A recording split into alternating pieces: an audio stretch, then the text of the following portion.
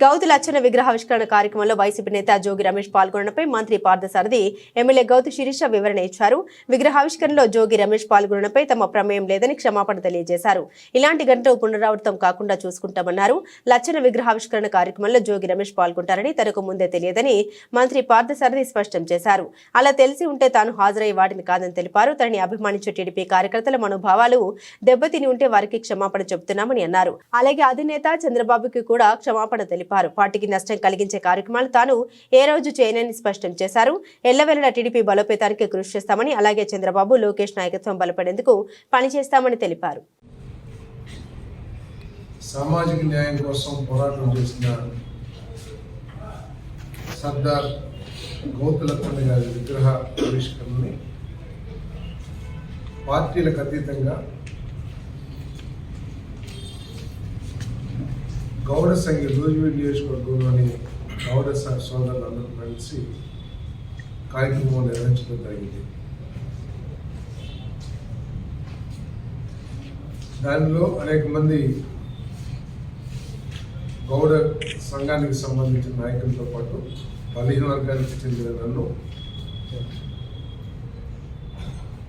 ముఖ్య అతిథిగా ఆ కార్యక్రమానికి గౌడ సోదరులు ఆహ్వానించారు. నాతో పాటు పొంగల్ నారాయణ గారు, శాసనసభ్యురాలు సోదరి శిరీష గారు కూడా హాజరయ్యారు.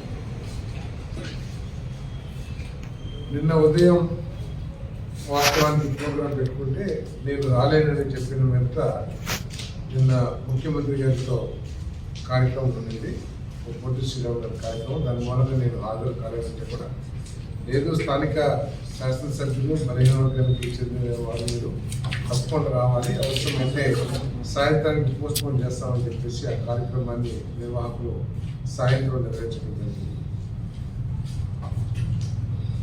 అనుకోకుండా అక్కడికి వెళ్ళిన తర్వాత జోగి రమేష్ కూడా అక్కడ కార్యక్రమంలో పాల్గొంచుకోవడం జరిగింది. తెలుగుదేశం పార్టీ తరఫున కార్యక్రమాన్ని నిర్వహించడం కానీ, తెలుగుదేశం పార్టీ తరఫు నుంచి ఆయన ఆహ్వానించడం కానీ, కూటమి పార్టీలు ఎవరు కూడా ఆయన ఆహ్వానించలేదు.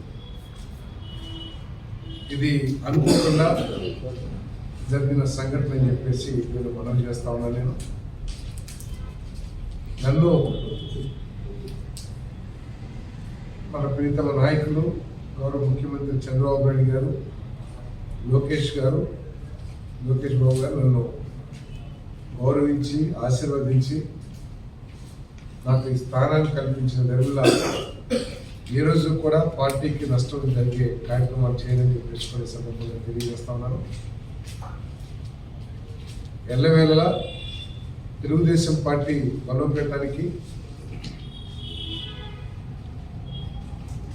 చంద్రబాబు నాయుడు గారు, లోకేష్ బాబు గారి నాయకత్వాన్ని బలపరచడానికి నేను అదేవిధంగా కార్యకర్తలకి అండగా ఉంటూ పనిచేస్తానని చెప్పేసి సందర్భంగా తెలియజేస్తాం. బహుశా మనం చూస్తా ఉన్నాం, జగన్మోహన్ రెడ్డి గారి నాయకత్వం మీద నమ్మకం కోల్పోయి అనేక మంది జనసేన పార్టీలో, తెలుగుదేశం పార్టీలో చేరుతున్న విషయం చూస్తా ఉన్నాం. ఆ విధంగా ఏమన్నా ప్రయత్నాలు కానీ తాపత్రయం కానీ చేసేదేమో నాకు తెలియదు. నేను మాత్రం అది అనుకోకుండా జరిగిన సంఘటన అని చెప్పేసి మనం చేస్తూ, తెలుగుదేశం పార్టీ కార్యకర్తలు ఎవరైతే నన్ను అభిమానించి హక్కును చేర్చుకున్నారో, నా విజయానికి కృషి చేశారో, వారి మనోభావాలు దెబ్బతిన్నట్లయితే ఈ సంఘటనకి నేను చింతిస్తూ వారికి సారీ కూడా తెలియజేస్తా ఉన్నాను.